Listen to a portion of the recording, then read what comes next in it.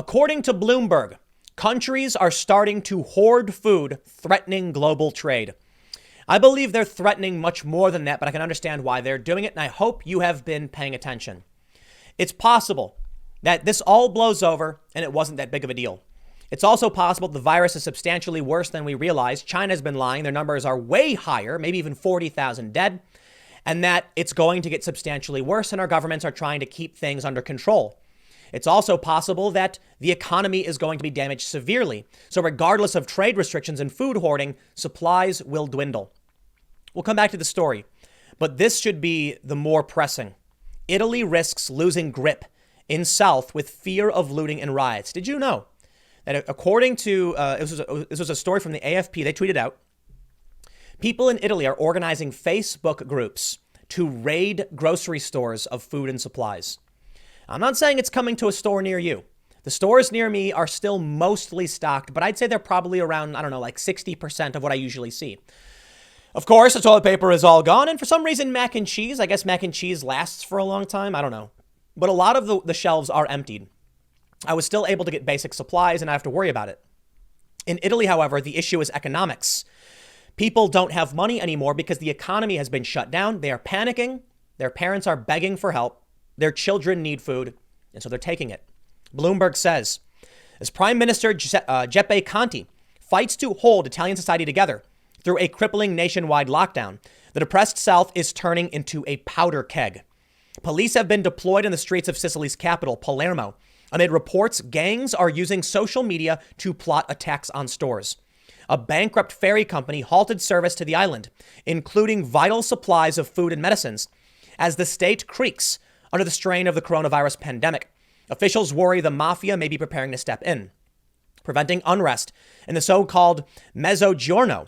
The underdeveloped southern region that's long lagged behind the wealthy north has become the government's top priority, according to Italian officials who asked not to be named discussing the administration's strategy. I don't know where you live.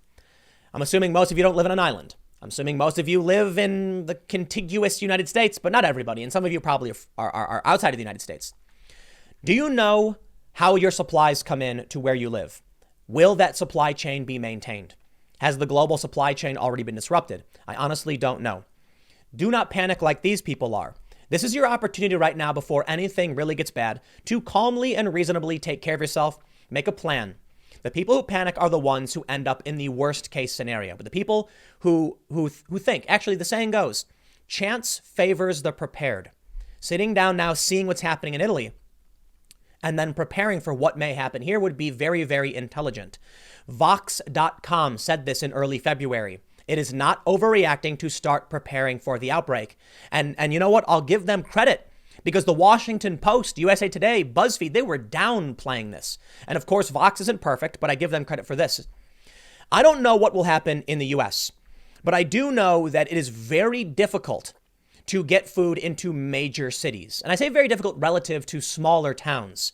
Even in the suburbs, a truck can come in, open it up, drop all the food off in a big store, and you're good to go.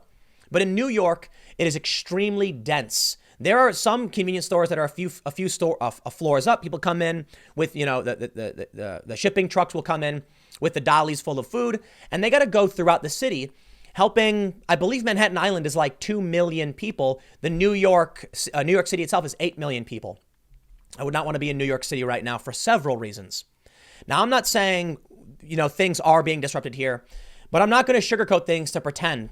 And I know people are going to get mad. They're going to say, Tim, you're fear-mongering. I don't care. I literally do not care. I don't care. I'm telling you exactly what I think and how I feel, and I won't sugarcoat it for you. I am somebody who has been said, they've said of me over and over again, I've been ahead of the market. I was doing mobile live streaming back in 2011. They cheered me on for it.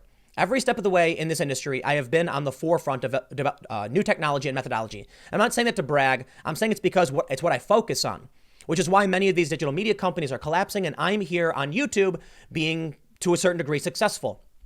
In my view, I don't think we will run out of supplies in the near future. I do not believe so. I do think it would be important to place a bet that in the event it does, you will be ready. We are seeing what's happening in Italy, and it should be a warning sign. I don't want to say it should be shocking, but it should be a warning sign. They say, with the European Union's most dangerously indebted state already fighting the Germans over the terms of the financial aid it needs, the fallout may reach far beyond Rome if Conte fails. We need to act fast, more than fast, Palermo Mayor Leo Luca Orlando told Daily La Stampa. Distress could turn into violence. They've already dispatched police to protect grocery stores. Now, I'm going to do this because I think it's relevant, and forgive me if you don't like the fact that I do it, but I will be completely honest with you and tell you there's two reasons why I'm doing it. And the first and most important reason is that I think emergency food supplies matter. They're important to have, and I would think it would be a good idea for you to have. Safeandreadymeals.com. The link in the description below will bring you to the site. There is a shipping delay. There absolutely is. For obvious reasons, and they're sold out of their 2-week supply, but they do have a 4-week supply that is still currently available as of the time of filming this. There are limits. I have emergency food myself. I have promoted a few times, and I have been mocked and ridiculed for telling people to have supplies. I don't care. Never let anyone shame you into not taking care of yourself. The second and most important reason that I'm doing this is, and to be completely honest, is that everyone is taking a major hit economically. People are losing their jobs, and my revenue is down substantially. So this is a sponsor spot that helps me do the work that I do, and I'm foregoing a ton of other sponsor opportunities that I think are silly, like weird survival things. I actually have emergency food. Not that I think I'm going to need it. It is my belief that we will not. Because to be honest, if things got really, really bad like it's getting in Italy, you know, the military would come in with emergency supplies and we would see a major takeover. So I think you'll be fine for the most part. But sometimes hurricanes happen. Sometimes tornadoes happen. And if I had to take a bet based on what's happening in Italy, I would say this. I think we are not likely to see the exact same thing, but the potential still exists. If you agree with me, go to safeandreadymeals.com, pick up what you can, but there is a shipping delay. Keep that in mind. The link is in the description below, and by all means, you can mock me all day and night. But for one thing, I do this job because I got to make a living, and my sympathy and empathy to all those who have lost their jobs. I totally get it. By all means, you don't have to buy this if you don't think it's a good idea. I'm just trying to support myself, keep things afloat in trying times, and offer up something I think is genuinely valuable to you. And I really do hope, whether it's through this or some way, you take care of yourself before this becomes where you live. I'll say it again. I really don't think the U.S. is the same as Italy. They got a lot of problems. And I think for the most part, we're going to be fine.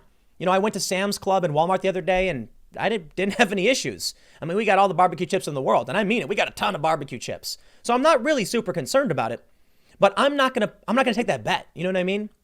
I think I'm right. I think we're going to be fine. I don't think we'll end up like Italy, but that's a lottery ticket I don't want to buy. It's emergency food that I do want to buy, so that if I do end up winning that lottery ticket's chance that people start fighting over food, I got at least a couple weeks for me and the people closest to me. So make fun of me if you don't like it. Get it if you think it's important. They say as the lockdown enters its 4th week, Conte is set to extend containment measures that have shuttered all but essential businesses until April 18th at the earliest. He's also working on a new stimulus package for mid-April worth at least 30 billion euros, following initial measures worth 25 billion euros. Italy has the highest death toll from the virus with more than 11,000 fatalities and almost 102,000 confirmed cases, second only to the US. And we are much bigger than the US. And it was New York that was infected, ridiculous population density. They say within the aid he's already announced, Conte is trying to channel funds toward the South. Over the weekend, he advanced 4.3 billion euros from a solidarity fund for municipalities and added 400 million euros to mayors that can be converted into coupons for groceries. No one will be left behind. Now, I don't want to get into too much of the details about Italy specifically, but I do want to show you. They have been preparing for food riots for weeks now. This is March 6th. Coronavirus supermarkets preparing for food riots as panic buying Brits strip shelves. This is in the UK. In the US, we've already seen the rush. And internationally, countries have started hoarding food.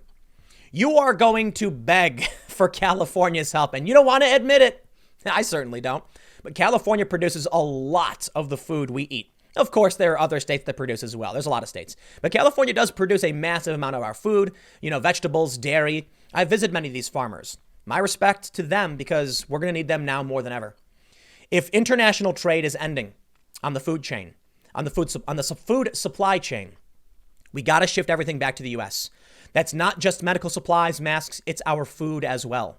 And we're going to be very glad that California is geared up and ready to do this. And it perhaps would give them, it would give the farming regions of California, which do tend to be a bit more conservative, a lot of control and power. It's kind of a good thing in a way. For too long, our society has valued things that are irreverent and nonsensical. Celebrities, no reason. You know what? I'm going to listen to the health experts, the scientists, and the people who make our food, because now we're in a serious crisis. I really hope we don't end up like Italy. And I really don't think we will. But if there was a 1% chance that we were headed in that direction, and I've said this before on Twitter, we're on the same ride as them. If there was a 1% chance that we go in that direction, is that something you'd want to bet on?